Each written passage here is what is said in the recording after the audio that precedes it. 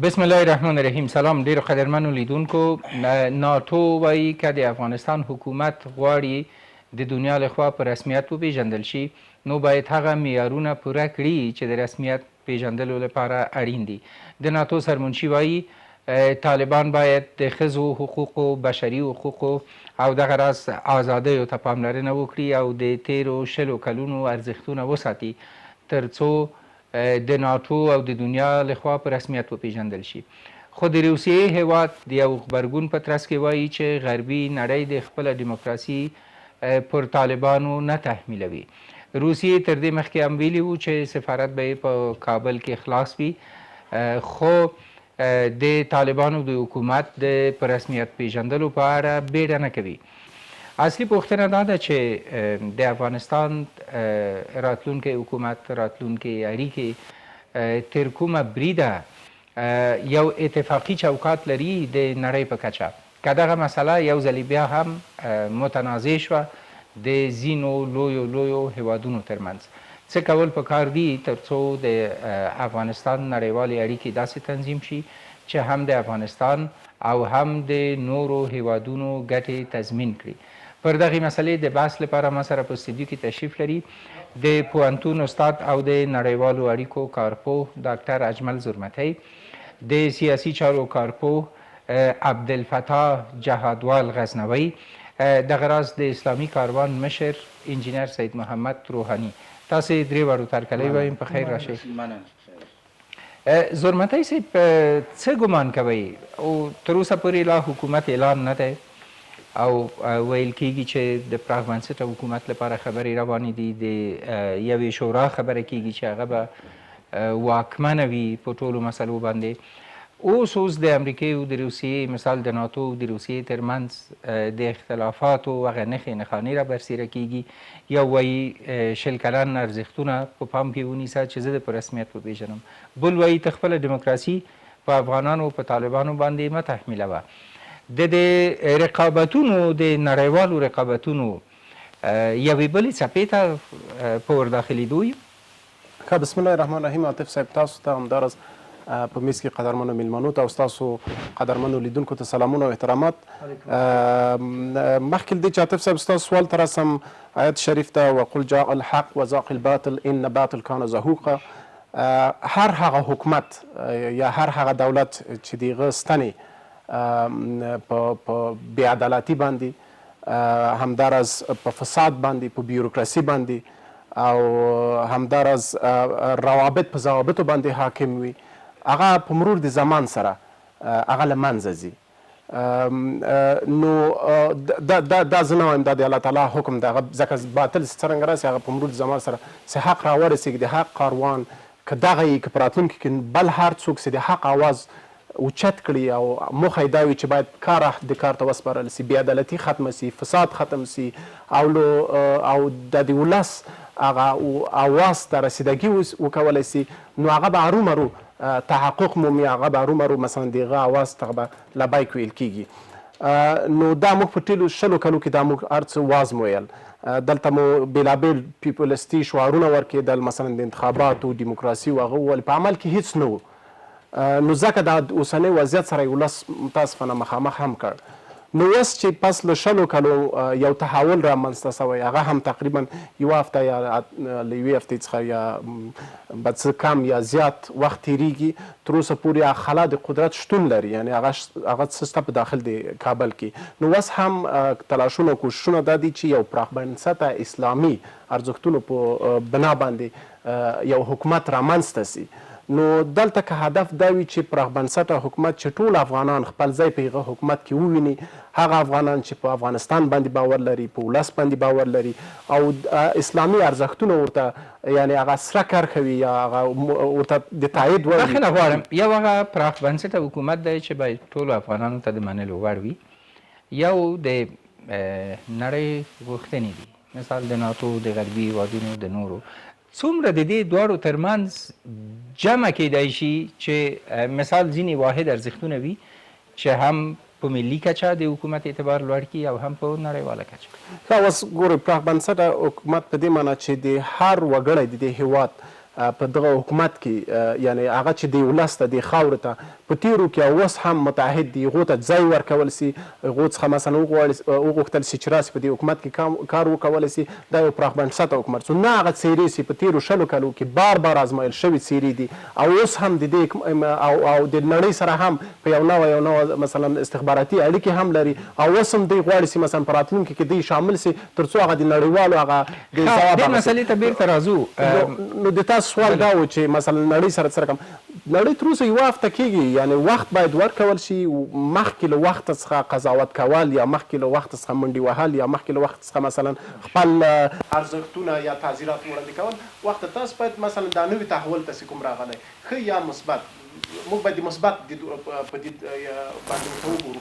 نو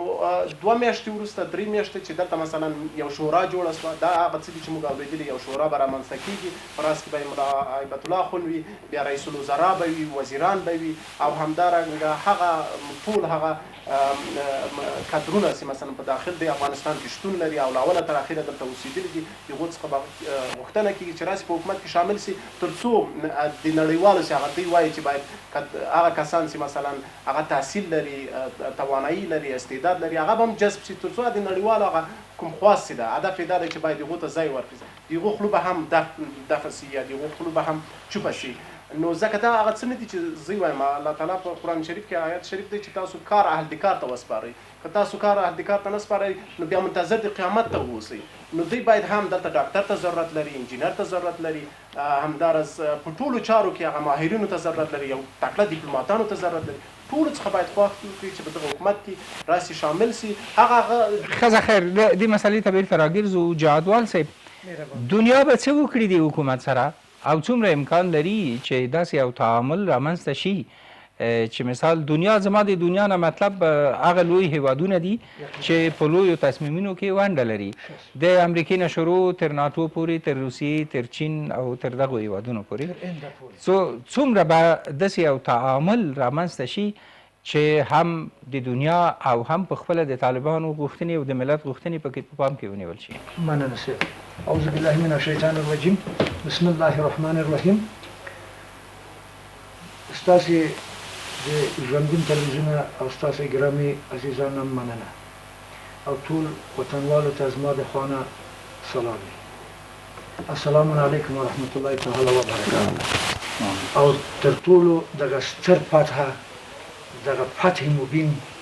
چې په تاریخ کې یو نوی ډېره ښکلې او باعظمته او باعزته مدبر فتحه چې الله افغانانو ته په نصیب کړي دي د ټول مسلمان او مجاهد او شهید پرور ملت ته د زړه له کومې مبارک او مبارکباد وایم بعد له هغه نه ستاسې په سوال باندې راځم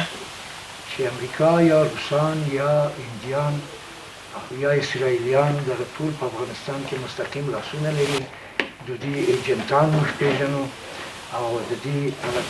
کارګران موږ پېژنو چې په افغانستان کې دوی 15 کال مخکې د افغانستان په ټول مواردو باندې دوی لګیا او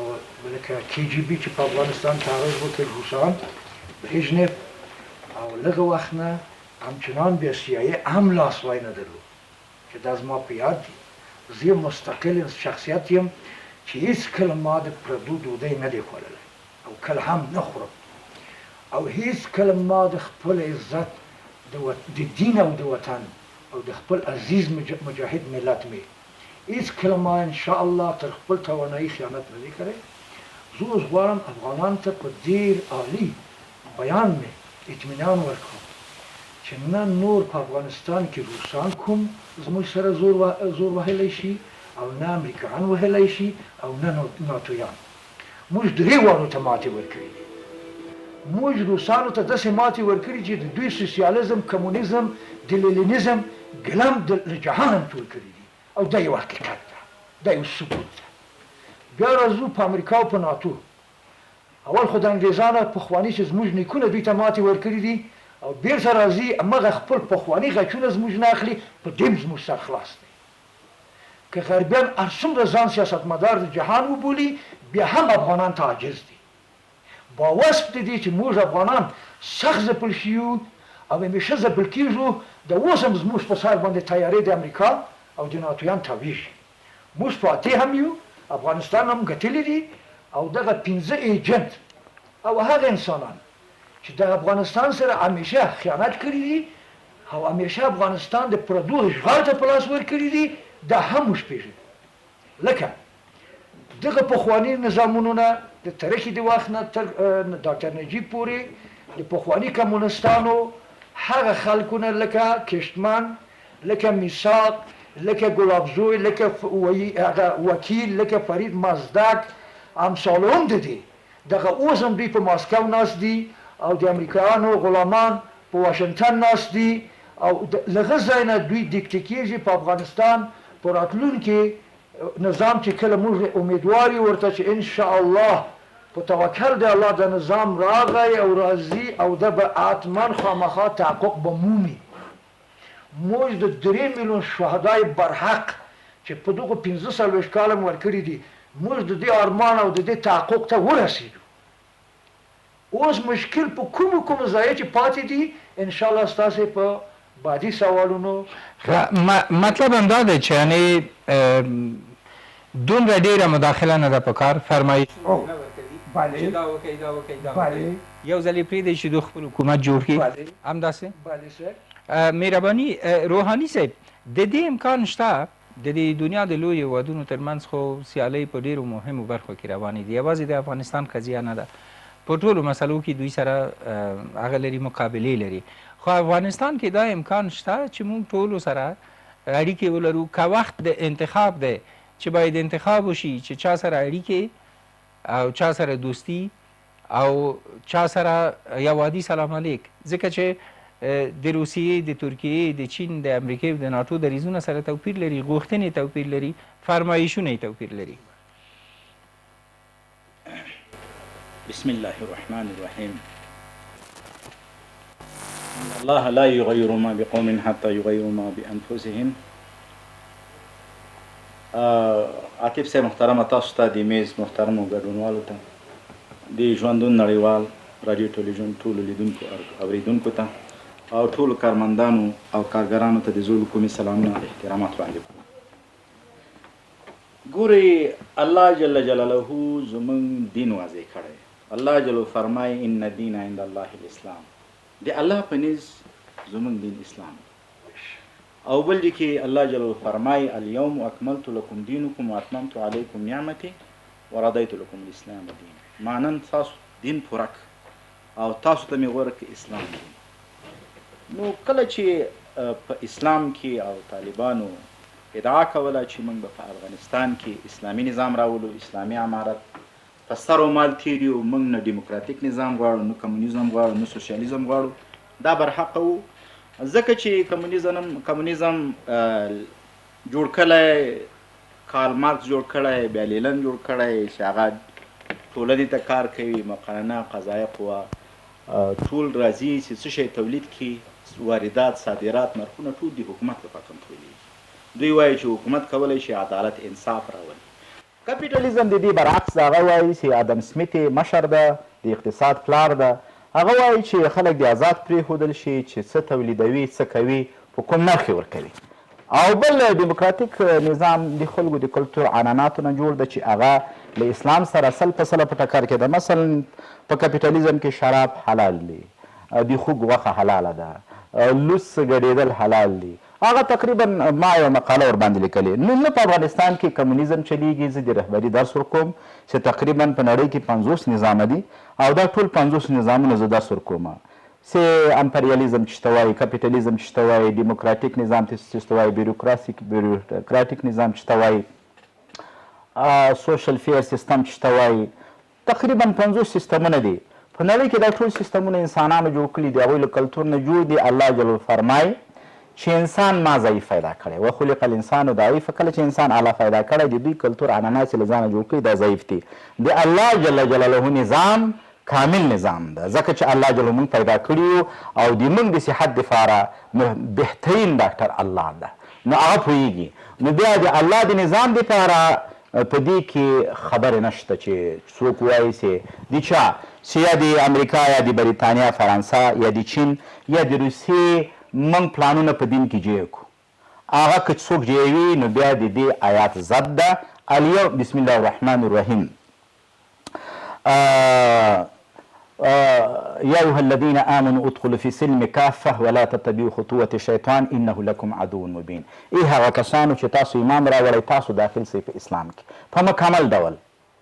او تاسو د شیطانانو چې دا یهود دي دا امریکایان دي دا د بریتانیا د فرانسه د چین د روسیه ده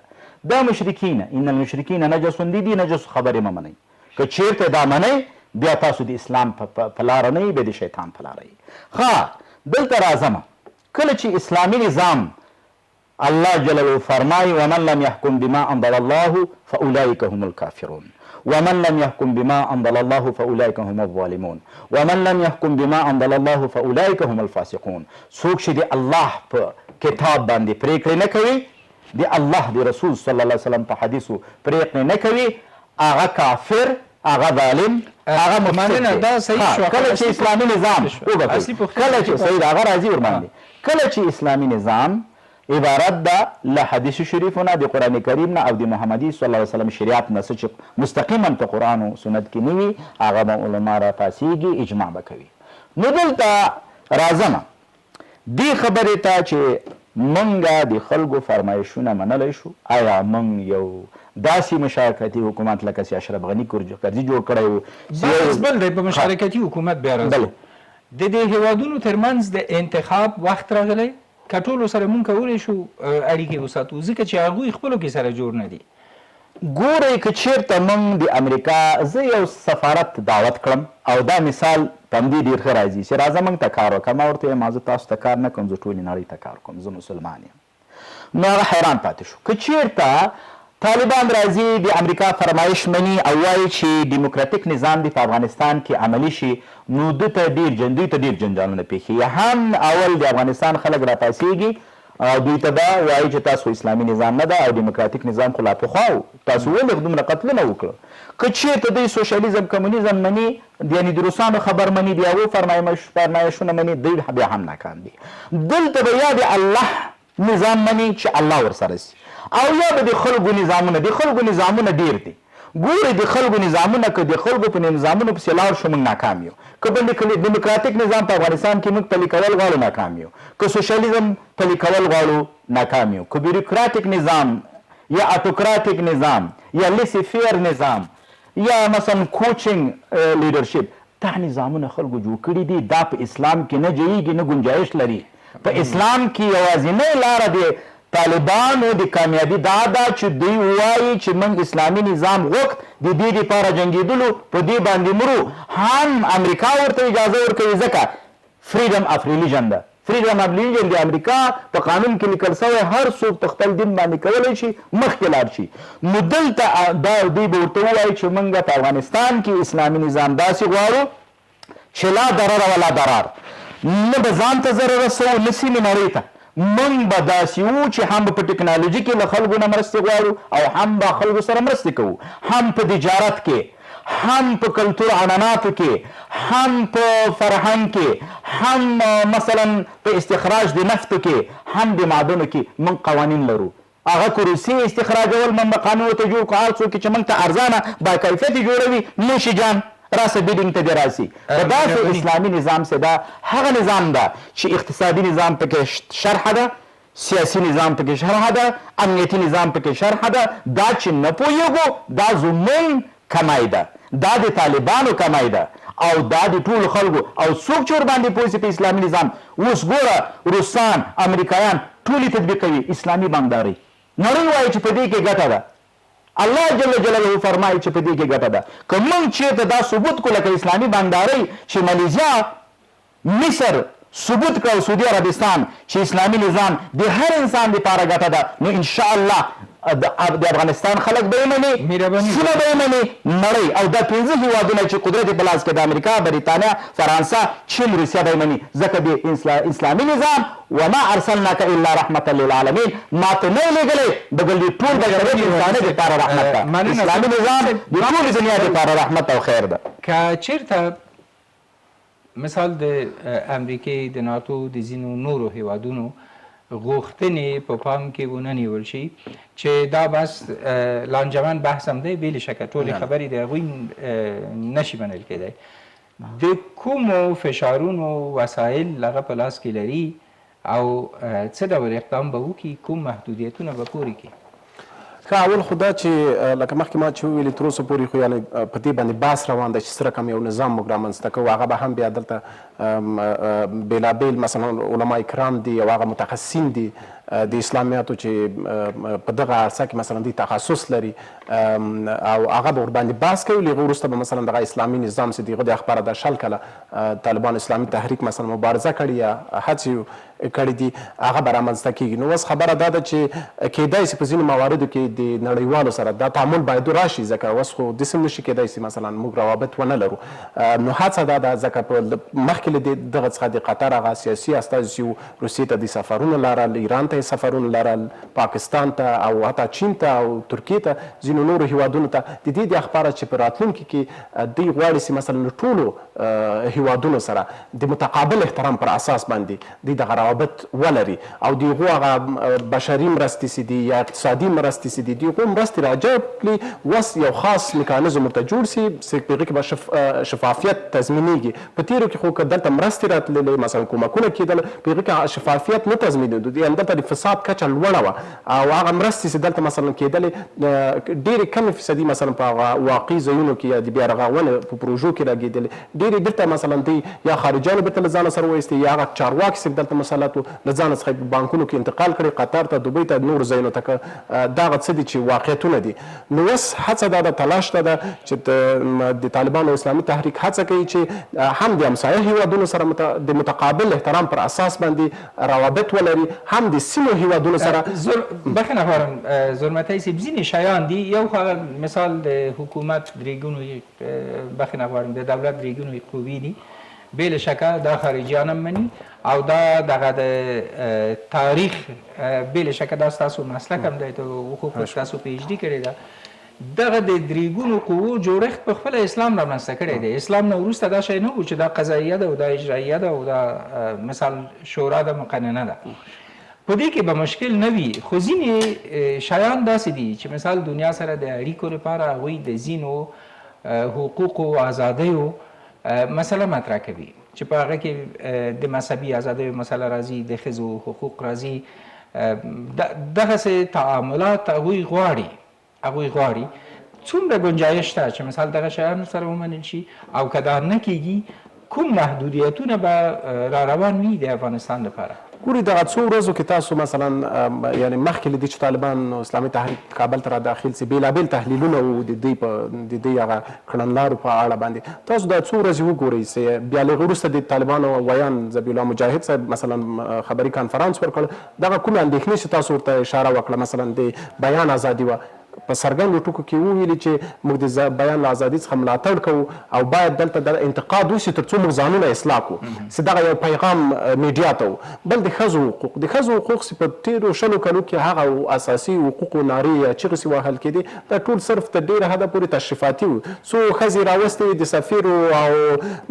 څو ریاستونه ورکړي وو تر څو نړیوالو هغه مرستې راجلب کړي او په واقعي توګه پورې نن هم هغه ښځه چې کومه ښځه چې 20 کاله مخکې له ستونزو ناخوالو سره مخامخ نن هم هغه ورسره مخامخ ده هېڅ نوع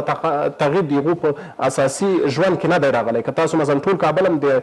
صحیح داسې پایتخت ده ولې ټول افغانستان هم کابل نه ده تاسو که سره ولاړ سئ دایکنډي ته هلمند ته تاسو د ښځو هغه اساسي حقوق چې باید ورته رسیدګي وکولی سي هغه اسلامي حقوق چې ورته هغه نه وو نو اوس به هم د ښځو مثلا خصوصا د تعلیم هغه حق ده یا هغه ده چې هغه به ورکول کېږي ولې یو ځانګړی چوکاټ به ورته جوړېږي چې هغه د داسې به نه وي چې ګډ تعلیم چې ورته وایي هغه ډول سره به نه وي مثلا په حجاب کې به خپل درسونو ته ځي او دغه اسلامي ټولنه ډاکټر ته لکه مخکې چې ما اشاره وکړه یو ډاکټري ښځې ته ډاکټر انجینري ته ضرورت لري همداراز مثلا ځینې نور هغسې دي دا د ښځو حقوق دي دا ورسره منل کېږي ولې په یو چوکاټ باندې بله خبره چې مثلا نړیوال ورسره تشویش لري چې د افغانستان خاوره به د دوی په مقابل کې نه کارول کېږي دا هم طالبانو هم په هغه تعهد کې د قطر په موافقتنامه کې ورته ډاډ ورکړ شوی و نړیوالو ته، او هم له دغه وروسته به د افغانستان خاوره نه د همسایه هیوادونو په مقابل کې کارول کیږي، نه به د ناټو او امریکا په مقابل کې کارول کیږي. بله خبره چې ډیره مهمه ده چې دلته یو خوندي چاپیریال دغه یعنې موږ هېڅکله مثلا که د ښځو حقوق تاسو وایاست، مثلا د بیان ازادي وایاست یا نور اقتصادي هغه راکړې ورکړې دي یا تعاملات، موږ هغو ته تر هغو پورې نشو رسېدلی چې دلته یو خوندي چاپیریال رامنځته سي، یعنې هغه سکیور انوایرمنټ چې ورته وایي. تر څو چې په تېرو 100 کلو کې خو دا څه نه و. یو انجینر که مثلا هر څومره د هغه زده کړې وي یا ماهره و، نه شوی کولی چې مثلا په هلمند کې کار وکړي یا هلمند راسي یا کابل کې. نو اوس په ډاډمنه فضا کې ځکه امنیت شتون لري، تاسو کولی شئ چې له کابله څخه تر هلمنده تر قنداره تر مزاره پورې تاسو ولاړ سئ، په ډاډمنه فضا کې مثلا خپل کار وکړئ او هیڅوک به تاسو مثلا مال ته سر ته دا خطره به شتون نه لري. یعنې خوندي چاپیریال رامنځته شوی او اوس په هم هڅې کېږي چې دا نور هم تقویه سي، په ټول افغانستان کې په دغه باندې کار کېږي چې امنیت ته ډېر لومړیتوب ورکول سي. کله چې دلته امنیت رامنځته سو بیا موږ کولی شو چې مثلا هغه د کاسا یا غزار پروژه واسي، مثلا دا ترانزیت رامنځته سي د سیمه ییزو هیوادونو سره، چې دا به د افغانستان د خبره مثلا افغانستان یو ښه ترانزیت پل کېدای سي د جنوبي اسیا ترمنځ او همدارس هغه ځینې اسیایي هیوادونه چې دي مرکزي اسیا ترمنځ هیوادونو ترمنځ. نو ښه به دی ولې اوس تر اوسه ټول تلاش په دې باندې دی چې باید اول خوندي چاپیریال رامنځته سي، هم په کابل کې یعنې دوی تلاش لري. او بل دا ده چې اوس یو شورا رامنځته کېږي او په هغه شورا کې به ټول هغه مهم چارواکي چې سیاسي تجربه لري، تعهد لري او هغه به شامل وي. ورسره به ځینې نورې سیاسیون چې دلته اوسېدلي دي، تخصص لري، تعهد لري او مسلکي کسان دي، هغو ته به هم ځای ورکول کېږي تر څو نړیوالو ته دا وښودل شي چې اوس هغه افغانستان چې تاسو وایاست له دغه وروسته به هم دلته خوندي چاپیریال وي، هم به سوله وي او هم به د تاسو پر ضد باندې نه استعمالېږي. زرمتی صاحب، جهادوال صاحب ځینې حرکتونه لیدل کېږي چې انګېرنې دا دي چې دا د نړیوالو هېوادونو فشارونه دي. مثال پنجشیر یو حرکت دی، پرون په بغلان کې مثال په 2-3 ولسوالیو کې خبرونه داسې ول چې مثال 2-3 ولسوالۍ نیول شوي دي. په کونړ کې د داعش مسله ده. داسې انګېرنې شته دي چې ځینې هیوادونه غواړي د خپلو شرایطو د منلو لپاره دغسې شیان دغسې تحرکات رامنځته کړي. اصلي خبره دا ده چې که دا دوام وکړي، مثال یوې جوړې ته سره ونه رسېږو، نو د افغانستان امنیتي وضعیت به بیا د ګواښ سره مخامخ نه وي. بلکل ستا معقول سوال دی چې نړیوال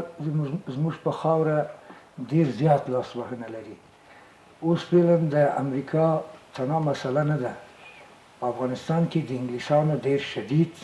او د 300 کال یعنې د 3 قرن عریفي دشمني زموږ سره دوام دی. اصلي د افغانستان اصلي حریف نه امریکا ده نه روس. اصلي د افغانستان دشمن چې ده انګریزان دي. حتی انګریزان داسې پلانونه درلود صاحب چې غربیان ته هم په افغانستان کې ماتې ورکړي لکه چې ورې کړ ورته مشاهدان. حتی د امریکا قدرت ته لکه روس، د روس په شا همدغه انګریزان په افغانستان کې راوکړل. باید له هغه نه بیرته موږ تقویه کړو که نه، اقلا حمایت یې کړو، حمایت جهاني. موږ شخصا الحمدلله موږ هېڅ امکان نه د انګریز یا د امریکا یا د غربیانو نه مجاهدین نه دی اخیستی. زموږ حمایتګر او سپورټګران عرب ورونه وو، عربستان و، قطر و، کویت و، زموږ عرب نړۍ ورونه وو. زموږ سره بې اندازه زیات کومکونه کول. یعنې موږ دومره امکانات درلود چې د نننۍ پاکستان اکثریت آبادي د مغ امکانات نه دی چې پاکستان د F-16 نه تر آواکس، د آواکس نه تر اتوم بم، سلطان محمود غزنوي، شیرشاه سوري، احمد شاه بابا عبدالي راکټونه جوړ کړل چې دا اتومي خولۍ لري. نو دغه واقعیت چې ووایي چې پاکستان زموږ د دغو جنګونو، زموږ د دغو جهادونو نه ډېر ښه برداشتونه هم کړي دي او ډېر شدید ضربې هم لیدلي دي. اوس راځو دغه مسلې ته چې تاسو ما نه سوال وکړل. بلې زه په دې ایمان لرم چې دغه اوس په افغانستان کې د ډیورند مسله انګریزان رامنځته کوي او دلته د موږ د هغه ورونه چې پنجابیان ورونه دي چې موږ ورونه دي په تاریخ کې او دی زما جز د خاوره و او دی او په آینده کې بم شي دا یو حقیقت ده دې نه هېڅ څوک سترګې نشي پټولی چې زموږ په منځ کې انګریزان دلته شدید فعالیت لري دغه اوس باعث د هر تباهي باعث د هر بېثباتي او باعث د هر جنګ په آینده انګریز ده زموږ د ټولو تباهي د ټول د قرن مسئول انګریز ده هغه الماس کوه نور د احمدشاه بابا نیکه مې هغه اوس هم په انګریز په موزیم کې ده زموږ د خاورې نه غلا کړي دي او دوی یو عظیم متجاوز دي دوی څرنګه متجاوز دي دوی د 3 قرن که دوی قوا دوی د امپراتوري ته موږ ماتې ورکړي دي بیرته په مختلفو عناوین مختلف سیستم په افغانستان دوی په سیاست مداخله کړي دي لکه په پخواني نظامونه لکه ظاهر شاه په نظام حتی د نادر شاه په نظام د حبیب الله بچه سقاو په نظام د داود خان په نظام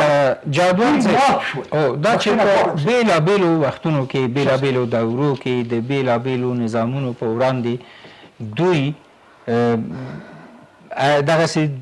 په اصطلاح مشکلات خنډونه جوړ کړي دي خلک یې راپارولي دي اوس که بیا هم دغه مسله وي نو څه کول پکار بله صاحب اوس زه امارت اسلامي ته یو توصیه لرم زه خپل خوانه زه یو امپراتور یم او زه د دوی امارت اسلامي ته تسلیم یم تر دې ماته په ارمان نظام ناممکن ده یعنی فکر کوم چې غیر امام مهدي صاحب که دغسې نظام ماته راولي نو څوک نشي راوستلی نه دغسې لشکر نه دغسې نیرو او نه دغسې صداقت نه دغسې راستي او دغسې عدالت نو څوک نشي راوستلی موږ ته معلوم دی زه په خپله د حکمتیار صاحب د استاد رباني د سیاب او د احمدشاه مسعود د 4 وارو ملګری وم او د دوی ټولو سره چې حکمتیار صاحب زما امیر دی امیر و که نه اوس خو مسله بل طرف ته لاړ چې اوس امارت اسلامي ته موږ تسلیم یو نو همدغه زما امیر دی امیر المؤمنین زما امیر دی پر ما امر وکړي زه په ضرب د کمترین وخت هم افغانستان بسیج کوم هم د ټول مسلمانانو په منځ کې اتحاد او اتفاق اعلانوم او د اوس هم زه په هغه خلکو باندې چې دوی په پنجشیر باندې بیا هغه د پخواني احمدشاه مسعود چې هغه په خپل یو نابغي نظامي او سیاسي و دغه په مقلدیت باندې لکه اوس احمدالله صالح ماون صالح چې په پنجشیر کې غواړي هغه مظلوم بیچاره ولس د پنجشیر او ځان ته رزق بیتي او اوس غواړي چې هغه پنجشیر خلک هم د ځان سره نابود او تباه او بربادي سره برابر کړي اوس هم زه ورته وایم چې ستا هغه مشر تښتېدلی ستا هغه باتوران و بادوران دی چې دوستان و فلاني و هغه عطار تښتېدلی یعنی په مجموع کې تماما هغه خلک چې د دې وطن او د دې قوم خوښه نه دي هغه ټول فرار دي هغه ټول بهر دي اوس راځو او دغه خلک د تا خبره چې خارجیان غواړي چې په افغانستان کې څرنګه مداخله وکړي بله فعلا په میدان هوایي مستقیما قوا د امریکا موجود ده د انګریزانو موجود ده فعلا هم میدان هوایي زموږ قوای امارت اسلامي ته تسلیم کړي نه دي اوس هم امریکا اخطارونه راکوي چې که زما تام ته تاسې پورته وکتل او زما وسایط ته نږدې شوئ زه به دا کوم زه به دا کوم زه به دا کوم زه به امریکا ته اوس چلنج ورکوم چې امریکا ته د انګلیسانو یو فوج یې ته موږ ته سیاستمدار جهاني نه یې بلکې ستا سیاست تعیین کوونکي انګلیسان دي او انګریزان زما د 300 کال د ما د میرویس خان نیکه له وخت نه تر دې دمه دشمن دي غواړي زما نه په مختلفو شکلونو واخلي پنجشیر غوندې تحرکات څومره چلنج بلل کېدای شي د نظام په مقابل کې زه په د احمدشاه مسعود زما یو ډېر نږدې ملګری و احمدشاه مسعود زما قومي و احمدشاه مسعود اصلا ترکي دي او دوی صاحب په پنجشیر کې ناقلین دي نو زه داسې وایم چې زه د شورای نظار او د پنجشیر د ټولو جبهاتو د ټولو جهادیانو سره پوره معرفت لرم امرالله صالح په کابل کې چې راغی ما وپېژندل چې په نامه د امرالله صالح یو څوک شته قبلا د دې مارشال فهیم و معلم نعیم و عبدالله توحیدي و چې هغه تر دې وړاندې خلک و باعزته خلک هم و په جهاد او په مفهوم د وطن هم سر اخلاص و اوس دغه سړی چې ما ته معلومیږي دا بلکل یو باندیش ده دا اوس غواړي نظامونه د افغانستان جهان ته ډېر مسخره ښکاره کړي. مهرباني جهادوال صاحب مهرباني صاحب. مننه روحاني صاحب همدا پوښتنه تاسو نه هم لرم دغسې حرکتونه تر کومه بریده چلنج کیدای شي د نظام په وړاندې او څومره امکان لري په اصطلاح بهرنی ملاتړ ولري دې دپاره چې اخطار ورکړي نظام ته. الله جل جلاله فرمای وعد لهم ما استطعتم من قوة من رباط الخير ترحبون به وعدو الله وعدوكم. تاسو د کفارو د یهودو د نصاراو دپاره د دې په مقابل کې تیاری ونیسئ قوت. له بده مرغه موږ قوت نه لرو. اول قوت هوایي قوه نه لرو، زمینی قوه نه لرو، ښه منسجم فوز نه لرو، ښه ملي امنیت نه لرو چې په راس کې یو واحده قوه وي. په عین وخت کې متخصصین نه په طالبانو کې لرو چې هغه رښتیا استخراج د نفت وکړي د معدن وکړي، نه په دې کرزي په حکومت کې لرل. نو له بده مرغه موږ اقتصاد بخښنه غواړم په دې مسأله به یو مؤخره ذکر کوم د امارت اسلامي چې دوی هم په اقتصاد پوهېږي، هم دوی په مدنیات پوهېږي، هم دوی افغانستان یو قطر کشور جوړوي. صحیح ده صاحب، تاسو د خپل نظر ورکړئ. دوی متمدن کشور جوړوي، دوی هم اسلامي نظام جوړوي، هم یو متمدن کشور جوړوي. صحیح ده، کشکې جوړ کړي. ترقی په عادل آگاه خیلی که موږ په زراعت آگاه خیلی که موږ په انرژي آگاه خیلی که موږ په حتی موږ غواړو دومره یو قوي نظام په خیر انشاءالله په توکل د الله را ایجاد کړو چې جهان لکه څنګه چې موږ بخښنه غواړم یو دقیقه په خپل وخت کې وغږېږئ صاحب، په خپل وخت کې وغږېږئ. زه یو د اسلامي کاروان مشر یم. موږ دانشمند وو، داسې خلک یو چې په خپل کار ته غوږ نه نیسي. په صنعت و ترقي و ساینس و تکنالوژي و فیزیک او په معدنیاتو باندې پوره آګاهي او غواړو چې دغه بخښنه غواړم چې ستا سوال قطع کوم، زه دوه مهم کې کېږم ستا په دغه سوال. بلې موږ نور غریب افغانستان نه غواړو په هېڅ صورت، موږ مزدور افغانستان نه غواړو په هېڅ صورت. موږ یو آزاد سرلوړی باعزت مدبر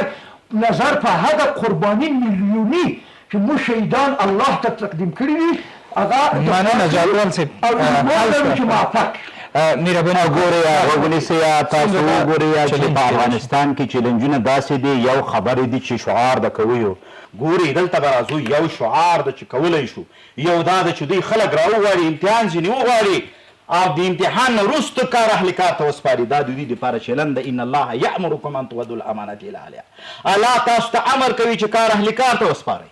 که چیرته دوی طالبانو کار اهل کار ته ونه سپارو ولو که ته طالب یې د تا په مقابل که به اسلامي کاروان جهاد شروع کوي. ما اوس مقاله خپره کړه. موږ متخصصین یو څوک چې اسلام په حقیقي ډول نه غواړي، په مجازي ډول یې غواړي په شعار او د امریکا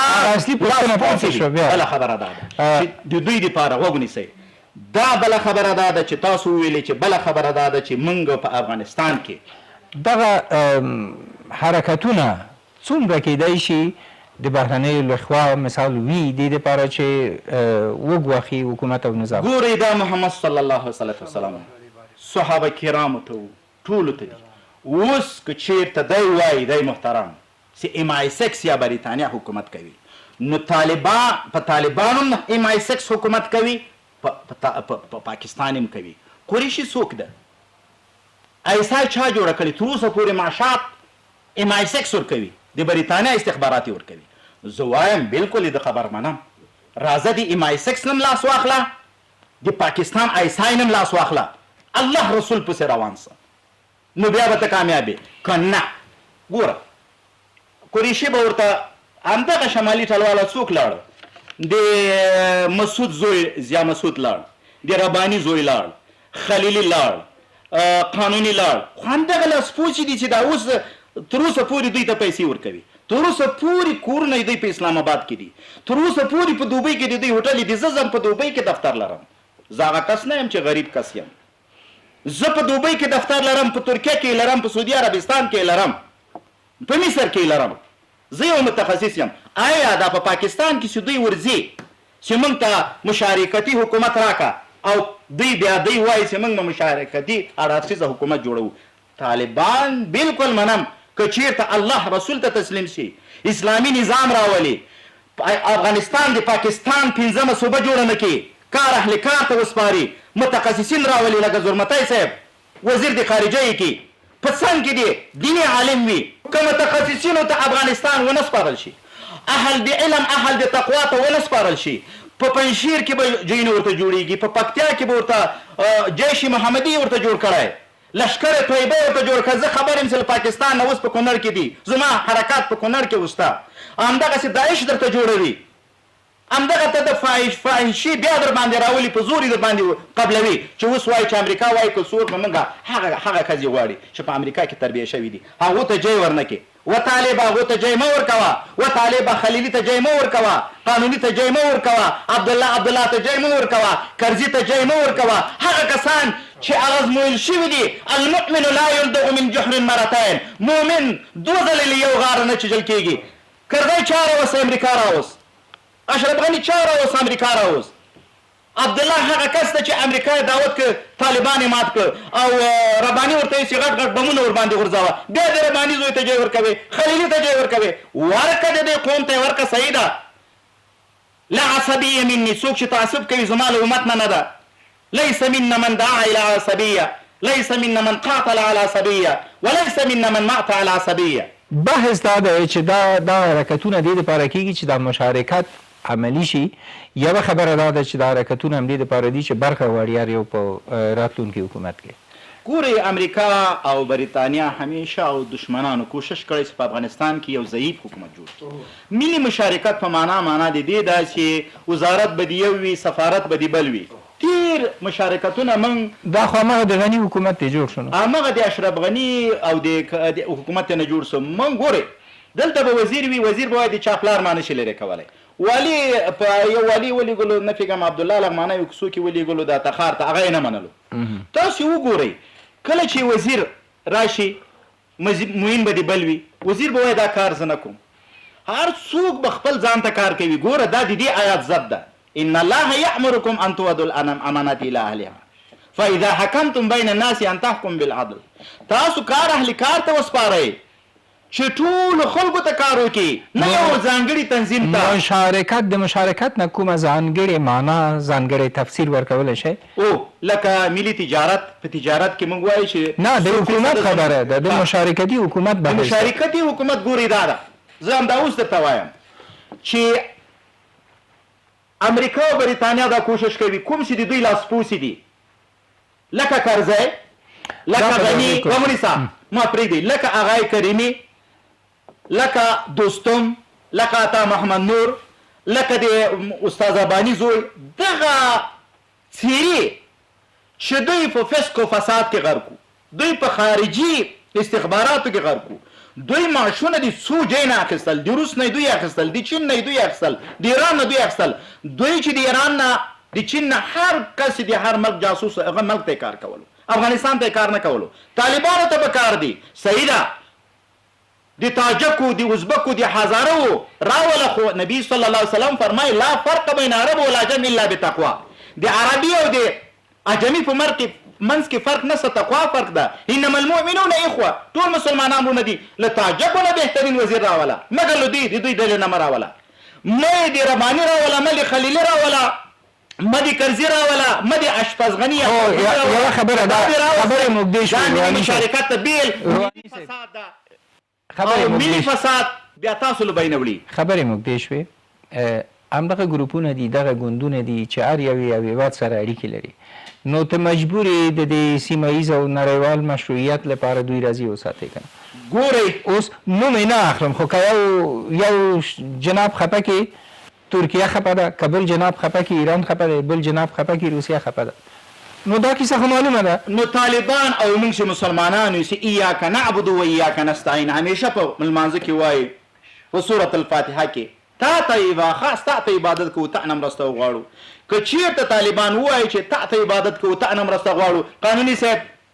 ستاسو په قوم کې ډېر تکړه خلک شته پي ایچ ډي لري هغه موږ نیسو خلیلي صاحب ستاسو په هزارهګانو کې بهترین ورونه شته خویندې شته هغه نیسو چې اسلام ته ژمن وي وطن ته ژمن وي استقلال ته ژمن وي اسلامي نظام ته ژمن وي اوس به دوستم ته ووایي چې وروره ته زموږ ورور یې خپل کسان تاسو ازبکو کې شته هغه دې راولي په تاجکو کې دې راولي په ترکمنو کې دې راولي په بلوچ او عربو کې دې راولي خو چې د راوستو کیسه شوه همغه زړه کیسه تکرار ده نو نه بیا او د دوی له ډلې دې نه راولي په فسق او فساد کې دې ځان شریکوي ملي مشارکت په معنا د ملي وحشت ملي فساد ملي سمانا پاشلتیا ملي بې اتفاقي ملي غلامي ملي استقلال ملي نوامس خرڅول دي. ډېره زیاته مننه. ظلمتۍ صاحب وخت هم کم پاتې دی. بل بحث دا دی چې شاه محمود قریشي به د کوم پیغام سره راغلی کابل ته؟ یو څه چې دغه مخکې روحاني صاحب هم اشاره وکړه ټول یعنې هغه کابل میشتي چې دلته اوسېدلي دي او اهل دي چې مثلا نهد تخصص دي تقوا دي او په افغانستان په دې ولس باندې مایندې ټول د دې طرفدار دي چې مثلا په راتلونکي دا نوي اسلامي جوړښت سي په هغو کې ټول هغه تبل شوي څیرې هغه ازمویل شوي څیرې هغه بار بار سي مثلا والیان به دی او قماندانان به دی ټول هغه باید لرې سي هغه څیرو څخه مثلا عام کابلیان ښه خاطره نه لري عام ټول ولس چندان خاطره نه لري دا څیرې باید شوي دي دا باید لرې سي. بله خبره چې تاسو وکړئ چې دا هرې څیره چې دا مثلا بهرنیانو سره تړلي دي او هغه کیدای سي ناراضه سي یا خفه سي بهرنیانو ته دوی په ډاګه باندې ویلی شي چې مثلا په ډیپلوماسي کې یا په مذاکراتو کې چې دوی ورسره لري چې دا څیرې تاسې ازمویل شوي دي او چندان نتیجه یې هم نه ده ورکړې داسې په تېر حکومت کې 20 کلنه دې نتیجه راوکړئ نتیجه ډېره مهمه ده چې تاسو دلته مثلا انسټال کړئ یا نصب کړئ یا ماډیسان کړئ نتیجه یې څه شوه ولس خاطره ورسره لري او ښه حکومتولي یا دوی راوستې وه نه یې راوستې په خپله ښه حکومتولي کې سي دوی ښه حکومتولي ته یعنې چورې ورته ویلی وو په هغې کې دوی ناکامه پاتې شوي دي نو اوس تاسو بیا غواړئ چې دا څیرې راولئ او بیا دا راتلونکی اسلامي نظام له مثلا خنډ سره یا له ستونزو سره مخامخ کړئ نه نو تاسو هغه څیرې چې مثلا که صحیح ده چې تاسو به روابط ورسره تاسو هغه څیرې موږ ته معرفي کړئ چې هغه مثلا تخصص ولري تعهد ولري او په دې تېر 20 کلن غمیزه کې دوی یعنې چارواکي نه یې پاتې سوي هغه نوې څیرې سي مثلا دا خبره بله خبره چې تاسو وویلې چې د قریشي صاحب راتګ افغانستان ته اوس خو تر اوسه پورې خو تاسو پوهېږئ چې حکومت لا نه ده جوړ سوی بحثونه جریان لري دوی اوس غواړي چې مثلا له افغانستان سره په نوي تعاملاتو باندې بحث وکړي هر هیواد هغه بهرنۍ دستګاه یا بهرنۍ تګلاره یا بهرنیو چارو وزیر اوس هڅه کوي کوشش کوي تر څو دا نوي خوځښت سره مثلا دوی تعاملات ولري یعنې او له هغه څخه بې برخې پاتې نه شي نو ځکه دوی غواړي چې په هغه کې اولین هغه د بهرنیو چارو وزیر واوسي اولین هغه راشي دلته د افغانستان هغه ته او دغه په غیر مستقیم ډول د طالبانو او اسلامي تحریک په رسمیت پیژندل هم دي چې پاکستان صحیح د په رسمي ډول به نه منلي په غیر مستقیم ډول دی تاییدوي چې د طالبانو اسلامي تحریک به په راتلونکي کې پاکستان په رسمیت پیژني او ټول هغه سفارتونه چې فعلا دلته بعضې چارواکي شتون لري څو سیاسي څیرې تقریبا دا څو ورځې کېږي چې پاکستان کې دي هغوی به ځینې خبرې شریکې کړي وي دا د مشارکت بحث خو به هلته هم بې له شکه مطرح شوي پاکستان به هم د مشارکتي سیستم وړاندیز له ځانه سره راوړي ګورې هغه څیرې چې تللې دي هغه صحیح د سیاسي څیرې به وي ولې دا ټولې ازمویل سوي څیرې دي منفورې څیرې دي چې په تېرو کې طالبانو ته باید دا معلومه وي چې په تېرو کې په تاسو باندې ټاپه وهله په تاسو باندې هغه وهله چې مثلا پاکستان تاسو سره اړیکې لري تاسو حمایت کوي اوس دوی تر هغو ته ورغلي دي له هغو سره غواړي چې مثلا په مشارکتي حکومت کې راشي تر څو په طالبانو باندې فشار وارد کړي او دغه څیرې ته بس دومره باید وویل شي چې افغانستان ته مثلا ستاسو راتګ خلاص دی تاسو راسئ کورونو کې په ډاډمنه فضا کې واوسئ ولې په راتلونکي حکومت کې تاسې ځای نه لرئ ځای به ټول هغه مخلص متقي تقواداره او هغه باطاعته ځوانان او کدرونه نیسي چې دلته اوسېدلي دي او په افغانستان او په ولس باندې باور لري هغه که د هر قوم وي مهرباني ظلمتۍ صاحب جادوال صاحب مخکې نه دا څو کلونه کېږي چې ویل کېږي پاکستان د افغانستان د سولې په قضیه کې اغیزمن رول لوبولی شي اوس د حکومت جوړولو مسله ده پاکستان به څومره رول ولوبولی شي دې لپاره چې ټول مشران سره راغونډ شي او داسې یو حکومت رامنځته شي چې ټولو ته د منلو وړ وي داسې یو حساب دی عاطف صاحب محترم چې پاکستان په اوسني شرایط د افغانانو او د پاکستانیانو ترمنځ ډېر مسایل شته ډېر اختلافات شته موږ اورو وینو دغه خلک هغه خلک دي چې اکثرا کمونیستي مفکوره لري او یا غربي مفکوره لري چې د پاکستانیانو سره همیشه زموږ شخړه بدبختي او خبرې را بجګوي یا پورته کوي موږ داسې وایو چې پاکستان زموږ په دغه خطه اولین ورور ده زه شخصا وایم پاکستان هغه خاوره ده چې په افغانستان کې مستقیما همیشه مسائل داخلي د افغانستان پاتې شوی دی او پاکستان کې موږ ته همیشه پناه راکړې دي د هجرتونو په مقابل د روسان د امریکایان د ناتو د دروغ خبره نه ده زه حقیقت وایم موږ په میلیونونو مهاجرین لرو پاکستان کې موږ دغه پاکستان او د ایران د خاورې نه هم په روسانو موږ حملې کړي دي هم په امریکایان هم کړي دي هم په ناتویان هم کړي دي هغه خبره چې څوک تبرئه کوي زه نه کوم زه امپراتور یم اوس داسې وایم پاکستان زما ورور ده زما ډېر نږدې عزیز ده په دې خطه کې یعنی اول زما خاوره چې د عربستان ده چې زما مکې معظمه او مدینه منوره ده زه د هغه په هغه فدایي یم بیا زما افغانستان ده بیا باید لږ پاکستان پاکستان زما یو مشترکه خاوره ده موږ دغسې پرېښیو او دلته د انګریز پلانونه یو خط پر ما کش کړي دي ډیورنډ په نامه بل خط کش کړي دي د کشمیر په نامه دغه دواړه خطونه زه د انګریز نه خامخا جګوم زه نور په دې خطه د انګریز هیڅ نوع سیاست هیڅ نوع تعرض هیڅ نوع تجاوز نه منلی شم نه زغملی شم او نه پرېښودلی شم مننه څومره رول به ولري د شاه محمود قریشي راتګ او پیغام به یې څه وي دا به د دنیا پیغام له ځانه سره راوړي طالبانو ته که کومه بله خبره به وي څومره چې زه پوهېږم یو ډېر قوي سیاستپوه نه خو ما ته وایي چې ما نوم به نه اخلې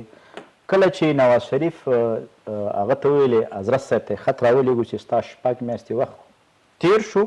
نور ته له قدرت نه وتلی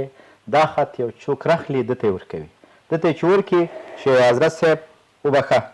ته نور بل چېرته سفر نه کوې د ده له سترګو نه اوښکې ځي د حضرت صاحب هغه طبعا رول لري کاشکې داسې رول ولري چې هغه مثبت وي کاشکې داسې رول ولري چې جهادي صاحب وویلې چې هغه د انما المؤمنون اخوه وي کاشکې داسې رول ولري چې من کان یؤمن بالله واليوم الاخر فلا یؤذي جاره څوک چې په خدای ایمان لري په ورځ د آخرت خپل همسایه ته د ضرر نه رسوي کاشکې داسې رول ولري چې پاکستان هم د اسلام هیواد ده د اسلام مرکز ده افغانستان هم د اسلام مرکز ده راځئ په افغانستان کې استقلال راولو داسې یو حکومت جوړ کړو چې هغه اسلامي نظام وي هغه د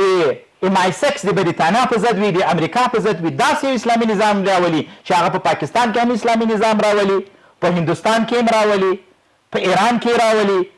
په عربو خلیج کې راولي او ټولې نړۍ ته راولي خو که په دې مکر سره راغلی یا فریب سره چې راځه دا طالبان به